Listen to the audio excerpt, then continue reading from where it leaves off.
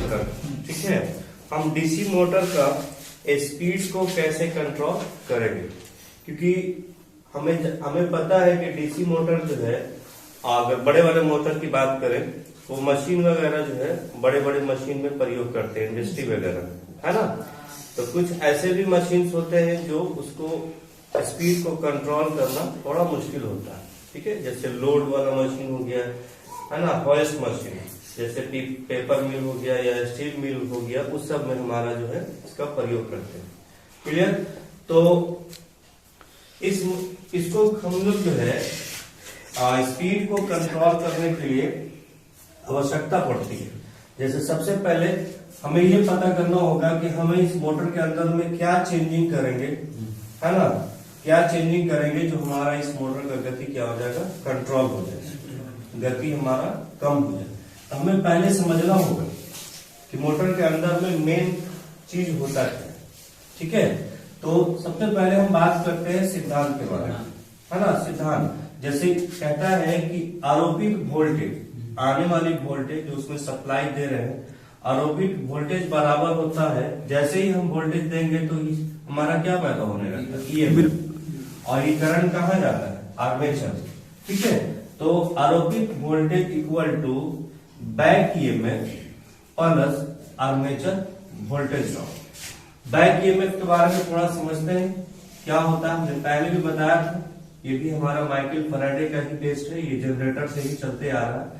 अगर ये आपका आर्मेचर है, ठीक है दोस्त, और इसमें अगर आप सप्लाई देते हो तो सप्लाई देते हो, दूसरा चीज कि अगर ये आपका फील्ड पोल है, ठीक है, ये आपका चुंबकीय क्षेत्र स्थापित करेगा।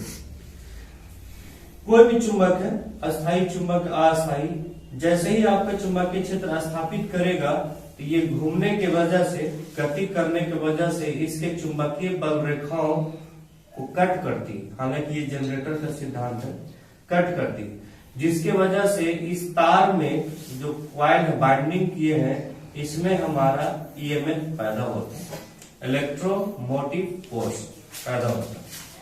ये अगर ईएमएफ जो आने वाले करंट को, जैसे यहां से करंट या वोल्टेज आ रहा है, सप्लाई आ रहा है, अगर इसको ये विरोध करता है, इसी को हम लोग बोलते हैं बैक ईएमएफ। ठीक है, बैक या विरोधी ईएमएफ। ठीक है, जिसको हम लोग जो है ईएमएफ को ई से डिनोट करते हैं और बी मतलब बैक, तो बैक ईएमएफ हो गया। तो हम लोग जनरेटर के अंदर में बैक ईएमएफ पैदा करने के लिए पढ़े थे, मतलब जनरेटर का समीकरण, हम उसमें जो है ई लगाए थे, बी नहीं लगाए। बैक हमारा मोटर के लिए होगा। कहेंगे सर ऐसा क्यों, तो जनरेटर में हम धारा नहीं देते हैं दोस्त, यही वाला ईएमएफ को बाहर निकालते हैं धारा के रूप में, बशर्ते उसमें हमने गति मतलब गति से हाँ घुमाते हैं, यही चीज होता है। ये जनरेटर में हमारा धारा निकलने लगता है, तो जनरेटर के लिए यही वाला फॉर्मूला यूज होता है, समीकरण। और हम लोग इससे समझ सकते हैं, बहुत इंपॉर्टेंट है जनरेटर के लिए, कि हमारे जनरेटर में वोल्टेज कैसे बढ़ेगा। तो जितना ज्यादा आप गति से घुमाइएगा इसको, जितना ज्यादा यांत्रिक ऊर्जा दीजिएगा, उतना ही ज्यादा धारा या ईएमएफ पैदा होगा। अगर आप गति नहीं दीजिएगा तो धारा पैदा नहीं होता। जनरेटर का सिद्धांत ही है, यह कार्य ही है क्या, यांत्रिक ऊर्जा से विद्युत ऊर्जा में बदलना। जनरेटर की बात कर रहे हैं, तो गति दीजिएगा तभी हमारा जो है ईएमएफ पैदा करेगा। अगर आपका चुंबक नहीं बन रहा है, जैसे ये नहीं बन रहा है चुंबकीय फ्लक्स, तो हमारा ईएमएफ पैदा नहीं होगा। तो गति और चुंबकीय फ्लक्स का होना बहुत जरूरी है, बहुत जरूरी। आप तार कम लपेटो, इसमें सर्किट कम बनाओ, पोल कम रखो, तो कम होगा, इफेक्ट तो पड़ेगा ही, लेकिन ये दोनों पर निर्भर करता है, किस पे, गति पर और फाइव। क्लियर हो गया। तो ये अगर हम क्योंकि हम लोग मोटर को गति नियंत्रण पढ़ना है, उसमें हमारा बैक ईएमएफ हमारा एक रोल है। तो कहेंगे सर बैक ईएमएफ क्या है, तो अगर हम इसको इससे धारा देंगे, मोटर के लिए धारा देना पड़ेगा, और इसमें यही चीज होने लगता है जैसे जनरेटर में हो रहा था, क्योंकि सारा चीज तो ऐसा ही है। तो अगर यही चीज मतलब ईएमएफ पैदा हो रहा और ईएमएफ विरोध करता है, इसी ईएमएफ को हम लोग जो है जो पैदा हो रहा था उसी को बैक ईएमएफ कहते हैं। और बैक ईएमएफ के वजह से घुमाव बल पैदा होता है, ये भी ध्यान रखना। अगर बैक ईएमएफ नहीं पैदा करेगा तो दो कारण हो सकता है। इस मोटर के अंदर में ताकत कम रहेगा, टॉर्क कम रहेगा, घूम तो जाएगा, और साथ में ये भी है कि बाइंडिंग को जानने का खतरा है। हमने जो है इसमें स्टार्टर में पढ़ाया था ये, हाँ है ना, कि बैक ईएमएफ नहीं रहेगा तो क्या हो सकता है। तो हम लोग रजिस्टर लगा के चालू करते थे, जब बैक ईएमएफ पैदा हो जाता तो रजिस्टर को हटा देते हैं। आप जो है स्टार्टर वाले में देखिए, ठीक है। तो बैक ईएमएफ बराबर, अब ये बैक ईएमएफ का समीकरण बन गया, ईबी बराबर एन फाई जेड, सॉरी ये बैक ईएमएफ का समीकरण बन गया। अब इस समीकरण में हमने डीसी मोटर के लिए क्या देख रहे हैं कि जेड क्या है ना, मोटर का बनाने टाइम ही दिया जाता है। जेड क्या है, पैरेलल पथों की संख्या या सॉरी चालकों की संख्या। जो ये आर्मेचर है, आर्मेचर जो आपने बनाया है, इसमें जो बाइंडिंग किए है ना ऐसे से, तो जितना बाइंडिंग है यही बाइंडिंग चालकों की संख्या का मतलब जेड है। पी क्या है भाई, तो हम लोग पोल लगाते हैं ना, ये पोल है नॉर्थ और ये साउथ है, पोल की संख्या। ए क्या है, तो एक पैरेलल परिपथों की संख्या, दो पैरेलल परिपथों की संख्या। क्योंकि बाइंडिंग जो करिएगा ना, देखिएगा तो आर्मेचर में स्लॉट बना होता है, उसी स्लॉट में ढेर सारा चक्कर घुमाया रहता है। तो हमारे ये अलग अलग स्लॉट कहलाता है, 1 2 3 ऐसे, तो वो हमारा क्या हो गया, ए हो गया। तो कहने का मतलब है डीसी मोटर में या डीसी मोटर में बनाने टाइम में ये सब को हम चेंज नहीं करते हैं, वो बन गया तो बन गया। तो जेड और पोल और ए मतलब चालकों की संख्या, पोल की संख्या और पैरेलल पथों की संख्या, है ना, ये सब क्या होता है, नियत होता है। और साथ में हमारा जो है ये 60 भी है यहाँ पर, ये सब क्या होता है, नियत होता है। इसीलिए हम लोग कह सकते हैं कि बैक ईएमएफ जो है समानुपाती होता है, डायरेक्टली प्रोपोर्शनल तो होता है उसके गति पर और चुंबकीय फ्लक्स में। तो बैक ईएमएफ बराबर हम एन फाई लिख सकते हैं। तो ये बैक ईएमएफ का समीकरण यहां से स्टार्ट हुआ था दोस्तों। हमारा डीसी मोटर का जो मेन फॉर्मूला निकला है, वोल्टेज बराबर back EMF plus armature current और उनके प्रतिरोध, मतलब ये हुआ वोल्टेज ड्रॉप। हम क्या करते हैं, बैक ईएमएफ की जगह पे ईबी की जगह पे क्या कर देते हैं, एन फाई रख देते हैं। कहेंगे सर ये क्यों करेंगे हम, तो मेरे दोस्त इस वाले फॉर्मूला से ये एन नजर आ रहा है, और एन क्या है, मोटर के गति। हमें गति को ही क्या करना है, कंट्रोल करना है। टॉपिक क्या पढ़ रहे हैं, डीसी मोटर को कंट्रोल। कंट्रोल का मतलब वो कहीं भाग रहा था नहीं, गति को कम और बेसी करने को सीखना है कि हम क्या इसमें चेंजिंग करेंगे। हम लोगों को तो मकसद मेन है क्या, कि हमें समझना है कि क्वेश्चन अगर पूछा जाए तो हम कैसे सॉल्व करेंगे, मतलब कैसे समझेंगे।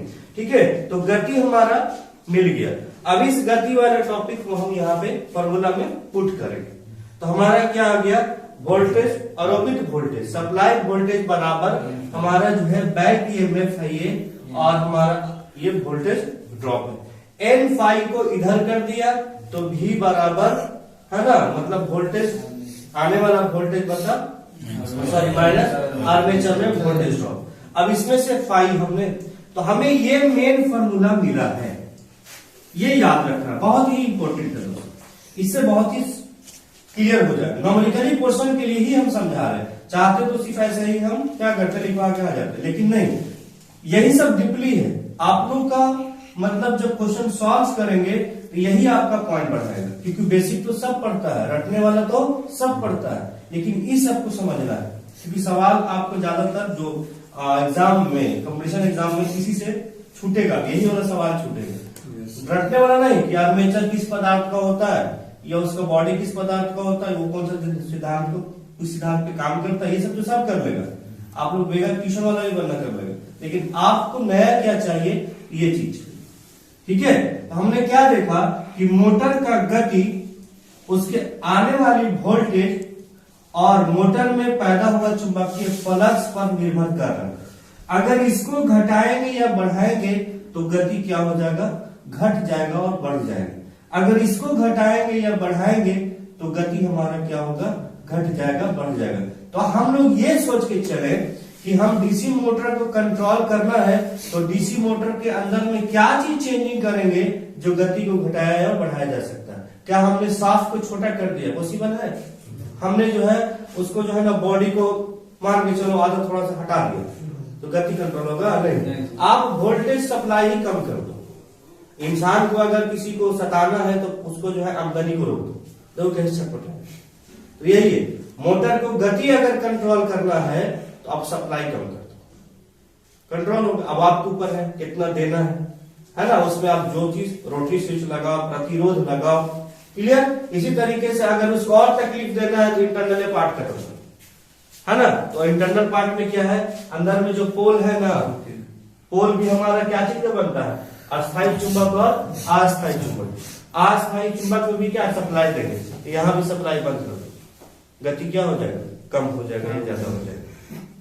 ठीक है, तो ये आप देखिए हमारा जो है डीसी मोटर को कंट्रोल करने के लिए दो तरीका तो पता लग गया, लेकिन ये तरीका किस मोटर के लिए है, क्योंकि हम लोगों को मेनली 3 मोटर पढ़े हैं, शंट मोटर पढ़े हैं, सीरीज मोटर पढ़े हैं और कंपाउंड मोटर। तो देखिए मेनली हम 2 बता रहे हैं। सीरीज के लिए 5 कंट्रोल, मतलब 5 तरीके से मोटर को कंट्रोल कर सकते हैं।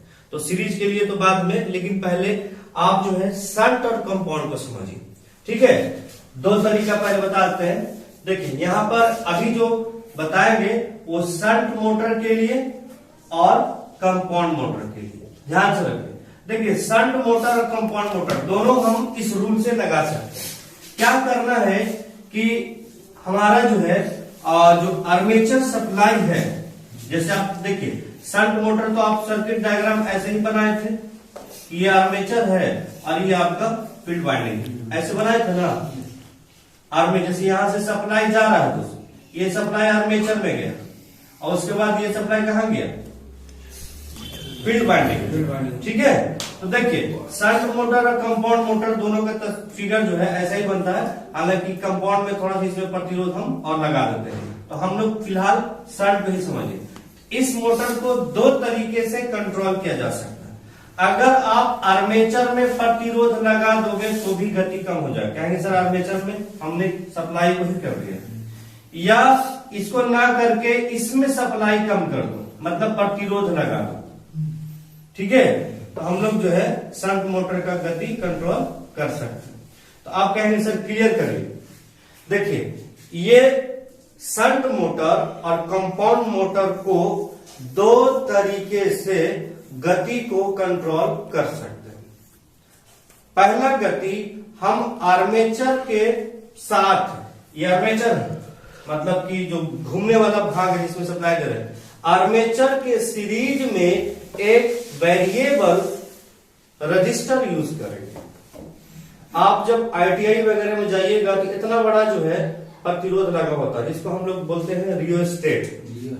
हाँ रियोस्टेट, उसको वेरिएबल हो, सिर्फ बड़े मशीन के लिए ही यूज किया जाता है। प्रतिरोध तो छोटा छोटा भी होता है, लेकिन बड़ा मशीन के लिए बड़ा सा रियोस्टेट बोलते हैं। तो हम 2 तरीके से कंट्रोल कर सकते हैं। एक क्या कर सकते हैं, आर्मेचर के सीरीज में, जो आर्मेचर में धारा जा रहा है ना, वो धारा से पहले ही एक प्रतिरोध पर यूज करेंगे। कौन सा प्रतिरोध, तो वेरिएबल। कहेंगे सर वेरिएबल क्यों, तो धारा को कम बेसी कर सके हम, क्योंकि हमें क्या करना है, स्पीड को कंट्रोल करना है, बंद नहीं करना है। कंट्रोल का मतलब हमारे अपेक्षा, जैसे पंखा के रेगुलेटर यूज करते हैं ना दोस्त, अरे ज्यादा गर्मी लग रहा है, चलो पंखा तेज कर, कम लग रहा है थोड़ा सा स्लो कर, तो क्या है, रेगुलेटर है। वो रेगुलेटर हम लोग बोलते जरूर है, लेकिन है क्या, वो एक तरह के वेरिएबल प्रतिरोध है। उसी तरीके से मोटर में भी यूज करेंगे। तो कहां कहां यूज करेंगे, एक हमारे पास ऑप्शन बना है कि आर्मेचर में जो धारा जा रहा है ना, उस धारा के ही पहले ही जोड़ दो। हमने बाहर रख दिया था तो उसको, जब मोटर ज्यादा बढ़ रहा है तो भाई थोड़ा सा कम करो, मोटर गति कम हो जाएगा। एक तरीका हुआ। कहेंगे सर आर्मेचर में थोड़ा झमेला हमें ज्यादा लग रहा है, हम आर्मेचर में कोई छेड़खानी नहीं करना चाहते, तो क्या करो, आप फील्ड पोल में भी देखो, क्योंकि शंट मोटर है तो शंट मोटर में फील्ड के लिए अलग और आर्मेचर के लिए अलग होता है। तो आप आर्मेचर को छेड़खानी नहीं करना चाहते हो तो फील्ड में लगा, उसी में वही काम लगा दो, रिएस्टेट लगा, दोनों में किसी। तो ये समझ में आया कि शंट मोटर और कंपाउंड मोटर को दो तरीके से स्पीड को कंट्रोल किया जा सकता है।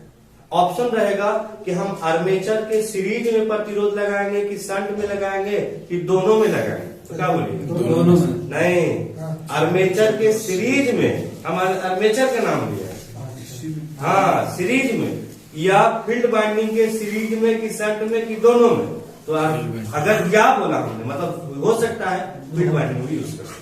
तो दो तरीका ध्यान में रखना, क्या कि हम आर्मेचर के सीरीज में प्रतिरोध लगा सकते हैं।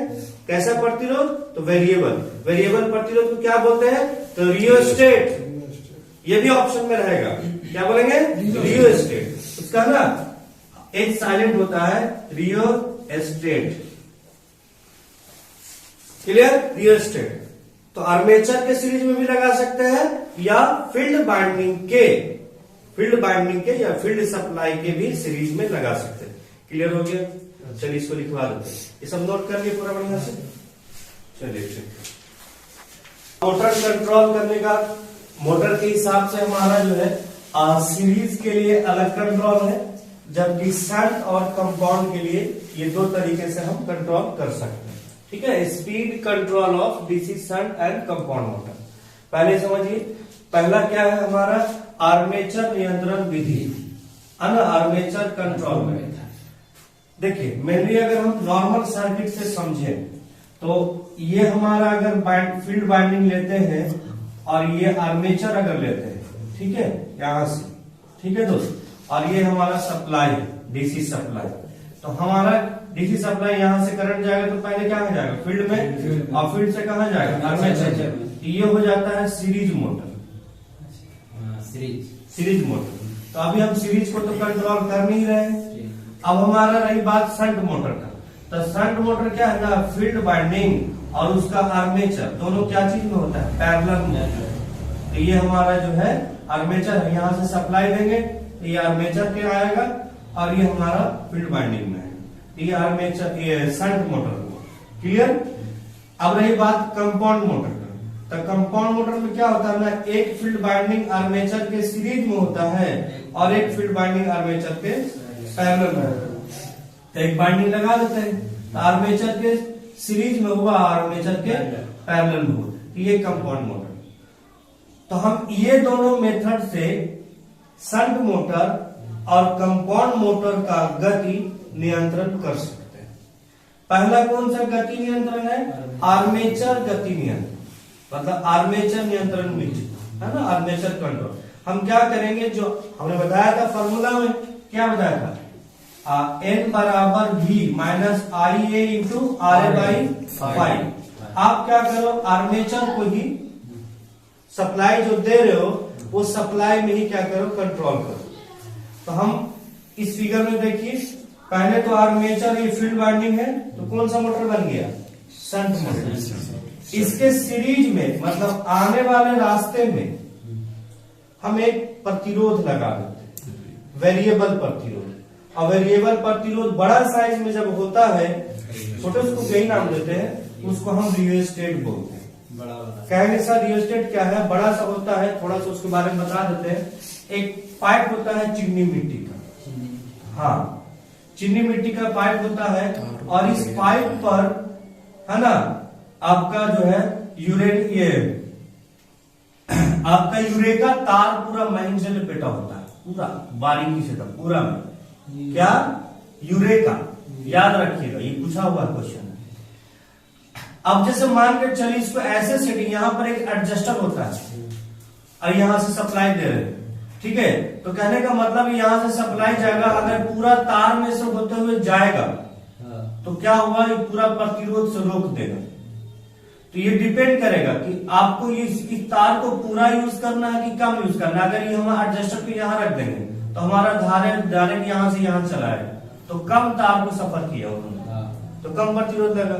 अगर ये एडजस्टर को यहां रख दिया तो यहाँ से सप्लाई होकर पूरा सब तार को, यूरेका एक पदार्थ है जो बहुत ज्यादा प्रतिरोध इसमें होता है। खूबी ये होता है कि ये गर्म कम होता है, ये भी ध्यान रखना है, ठीक है। तो हाँ, तो हमारा जो है इसमें से तो जाहिर सी बात है पूरा प्रतिरोध लगेगा, तो हम इस चीज को यूज करते हैं, इसको हम लोग बोलते हैं रियोस्टेट या वेरिएबल रजिस्टर। तो अगर हमें मोटर को कंट्रोल करना है तो उसके आर्मेचर के सीरीज पर वो चीज हम का यूज कर लेते हैं। जब यहां से धारा गया तो हमें आर्मेचर का गति को कम करना है, तो हम धारा को क्या कर दिया, कम कर दिया। बढ़ाना है क्योंकि वेरिएबल है, इसका मान घट सकता है और बढ़ सकता है ना। कि हम आर्मेचर, एक मेथड आपको क्लियर हो गया कि आर्मेचर को कंट्रोल कैसे करना है। तो क्या करेंगे, आर्मेचर के सप्लाई पर हम एक प्रतिरोध लगा देंगे, याद रहेगा, बहुत आसान है ना। लेकिन क्वेश्चन पूछा हुआ है इसलिए ध्यान में रखना।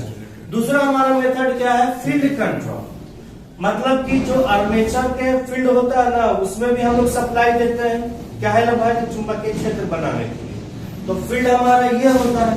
तो जब यहां से ये धारा जाएगा तो आर्मेचर में चला जाएगा, तो हमें आर्मेचर पर तो कंट्रोल, मतलब इसमें जो है इसको तो कुछ करना नहीं है, हम क्या कर दिया है फील्ड में। तो फील्ड में बाइंडिंग में धारा जाने से पहले हम क्या लगा दिया है, रियोस्टेट लगा दिया।